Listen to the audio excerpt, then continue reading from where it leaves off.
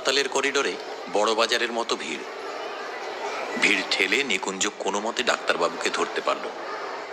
ফাঁসির আসামির মতো বিপন্ন বিধ্বস্ত নিকুঞ্জ মরিয়া হয়ে ডাক্তারবাবুর হাত দুটো চেপে ধরল। কিছু একটা করেন স্যার, আজ 4 দিন হয়ে গেল আমার ছোট্ট মেয়েটা ওই নোংরা বারান্দায় পড়ে আছে। বড় ডাক্তারবাবু বিরক্ত হলেন। চারপাশে ভিড় করা হবু ডাক্তারের দল হৈ হৈ করে উঠল। পথ ছাড়ুন, স্যারকে যেতে দিন। বেডশিট এসব আমাদের দেখার কথা নয়, আপনি আসল জায়গায় যান।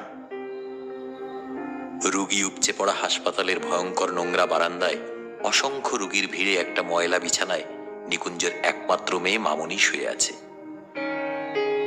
ফ্যাকাশে মুখ, হাতে ফোটানো স্যালাইনের সুচ, চোখ দুটো ঢুকে গেছে কোটরে। জুতোর দোকানের সামান্য মাইনের কর্মচারী নিকুঞ্জ। তার আদরের মেয়ে মামনির কঠিন অসুখ, ডায়ালিসিস করতে হবে, ডাক্তারের বিধান। নিকুঞ্জ গত 4-4টে দিন উদ্ভ্রান্তের মতো ছুটছে। পাড়ার এমএলএ থেকে রাইটার্সের আমলাদের ঘর নিকুঞ্জ ছুটে বেড়াচ্ছে অপরাধীর মতো। ভিজিটিং আওয়ারের বিষণ্ণ বিকেলে 7 দরজার কৃপাভিক্ষা সেরে ক্লান্ত নিকুঞ্জ একটা সস্তার কেক আর 2টো ছোট সন্দেশ কাগজের ঠোঙায় নিয়ে মেয়ের মাথার কাছে এসে বসে। সন্দেশ খাবি মামনি? এনেছি, এই দেখ। যেন কোনো গভীর অতল থেকে ক্ষীণ স্বরে মেয়ে বলে, বাবা আমার ছুটি কবে হবে বাবা, আমি বাড়ি যাব কবে বাবা। এইটুকু বলতে বলতে সে ঝিমিয়ে পড়ে।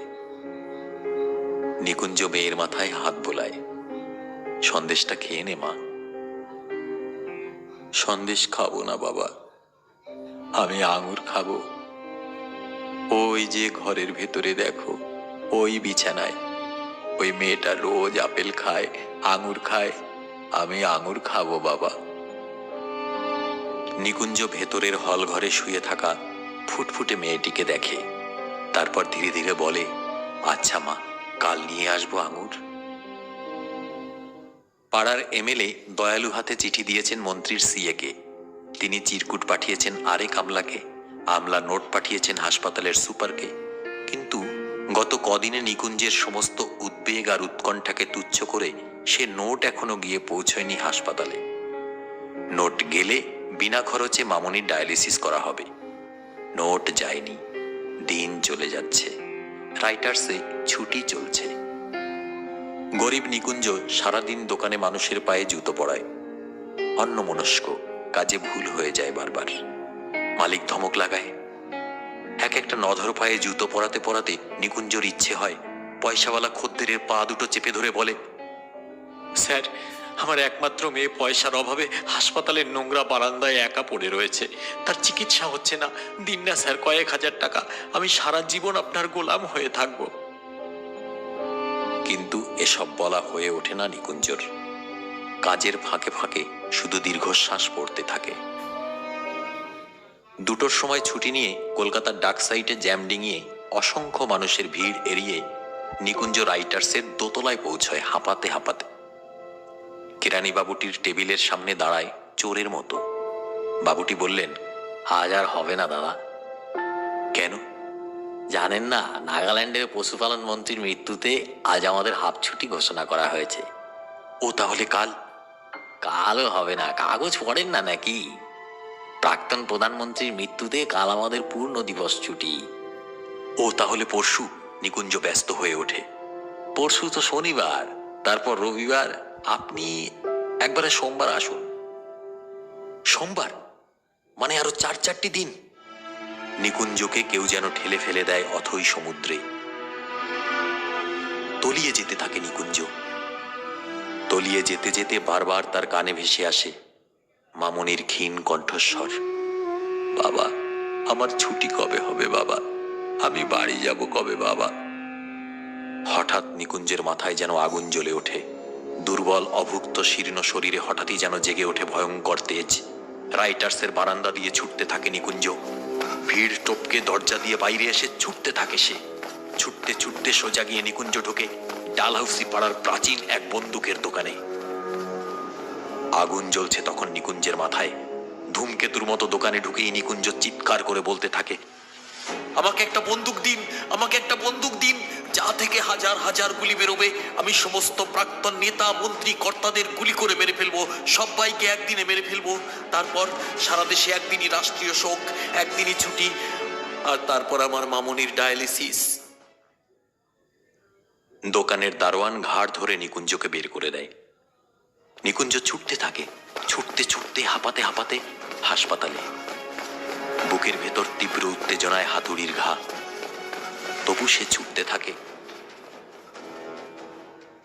দোতলার বারান্দায় ততক্ষণে ভিজিটিং আওয়ার ক্ষয়ে ছোট হয়ে উঠেছে। অন্ধকার ঘনিয়ে এসেছে। সিঁড়ি দিয়ে উঠতে উঠতে বিড়বিড় করে নিকুঞ্জ বলতে থাকে, মামনি চিন্তা করিস না, আর মাত্র 4টি দিন, 4 দিন পর রাষ্ট্রীয় শোক শেষ হলেই তোর চিকিৎসা হবে। তুই ভালো হয়ে উঠবি মা, কিচ্ছু চিন্তা করিস না। বলতে বলতে দ্রুত পায়ে মামনির বিছানার দিকে এগুতে থাকে নিকুঞ্জ। পকেটে 2 টাকার আঙুর। হঠাৎ ঝপ করে লোডশেডিং এর মতো নিকুঞ্জর চোখের সামনে সবকিছু অন্ধকার হয়ে যায়। মামনির বিছানাটা খালি। মামনি কোথায়? কোথায় আমার মামনি? নিকুঞ্জর চিৎকারে একজন নার্স এগিয়ে আসে। নিকুঞ্জর বিধ্বস্ত মুখের দিকে তাকিয়ে একটু থমকে যায়। তারপর স্পষ্ট স্বরে বলে, আজ দুপুরে আপনার মেয়ের ছুটি হয়ে গেছে। কেমন বাবা, একদিন একটা ফ্রি ডায়ালিসিস অর্ডার বের করতে পারলেন না? নিকুঞ্জ পাথর হয়ে গেল। পকেট থেকে আঙুরের থেতলে যাওয়া ঠোঙাটা বের করে শূন্য বিছানার সামনে দাঁড়িয়ে জোর গলায় বলতে লাগলো, মামনি আমি আঙুর এনেছি মা, তুই আঙুর খেতে চেয়েছিলি, আমি আঙুর এনেছি, এই দেখ।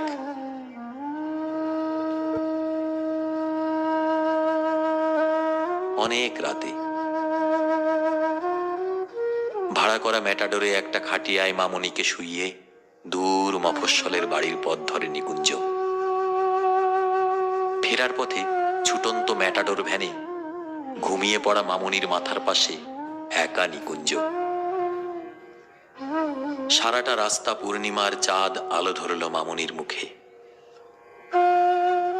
এক আকাশ নক্ষত্র আর তারা আলো বিছিয়ে রাখল মামনির ঘরে ফেরার পথে। আর নিকুঞ্জ শুনতে পেল নক্ষত্র, চাঁদ, তারা সবাই বলছে, আমাদের ছুটি নেই নিকুঞ্জ, আমরা আলো জেলে রেখেছি, তোমার মামনির জন্য আমরা আলো জেলে রেখেছি। ভোরের আলো তখন সবে ফুটছে। ম্যাটাডোর ভ্যান এসে থামল নিকুঞ্জর ভাঙা বাড়ির দরজায়। নিকুঞ্জর বউ পাগলের মতো ছুটে এলো, এনেছো আমার মেয়েকে, এনেছো? পাথর হয়ে যাওয়া নিকুঞ্জ তুমুল কান্নায় ভেঙে পড়ে বারবার বলতে লাগলো, তোমার মামনির ছুটি হয়ে গেছে, তোমার মামনির ছুটি হয়ে গেছে, তোমার মামনির ছুটি হয়ে গেছে, তোমার মামনির ছুটি হয়ে গেছে।